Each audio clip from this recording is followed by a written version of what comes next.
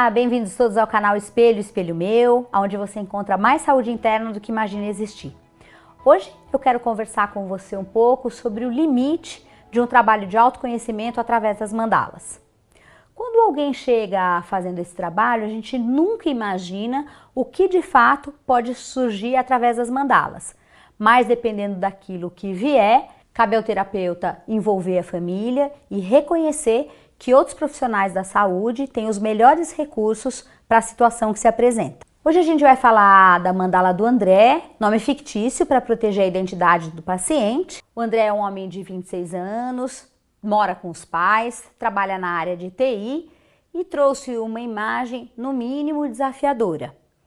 Quando a gente olha para a imagem, a gente vai observar, a princípio, que o círculo foi completamente desconsiderado. Mas ainda, se você observar, existem muitos pontos de desconexão. Então são tracinhos como se toda a linha tivesse picotada. Isso significa muitas vezes que a energia psíquica está quase estilhaçada. Neste caso, existe um processo de dissociação bastante grave. Quando a gente se depara com uma imagem assim, a própria indicação de cores e formas não faz nem muito sentido, porque o que importa mais é observar a gravidade da situação interna que o paciente está demonstrando. Olhando para a mandala, a primeira indicação que nos preocupa é que o André ignorou por completo a questão do círculo.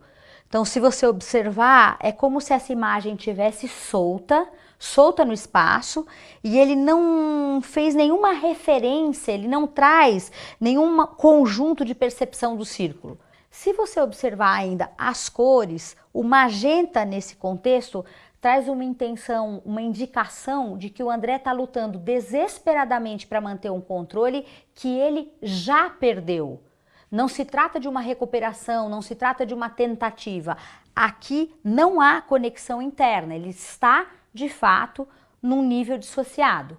Se você observar ainda esse verde azulado, dá uma indicação ainda de que ele tenta mediar, tenta trazer no discurso verbal uma impressão de que está tudo bem, mas à medida que você faz uma pergunta ou outra mais direta relativa ao mundo cotidiano, você também percebe que tem algo que não está muito funcional.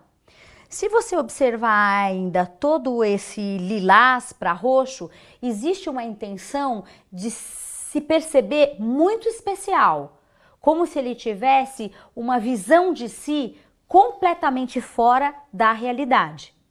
Nesse momento, cabe ao terapeuta, primeiro, reconhecer que existe uma necessidade de ajuda efetiva. O André sozinho não vai dar conta do processo.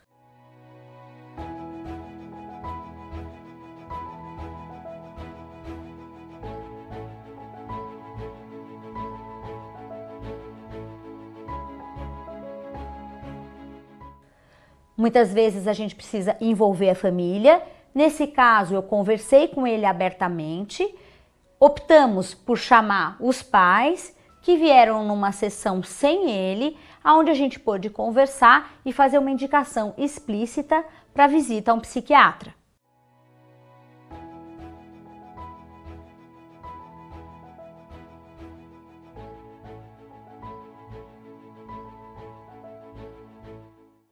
Embora a gente vai falar um pouquinho dessa segunda imagem, que tem as mesmas cores da primeira, acho que é importante deixar claro que ela foi feita 3 meses e meio depois.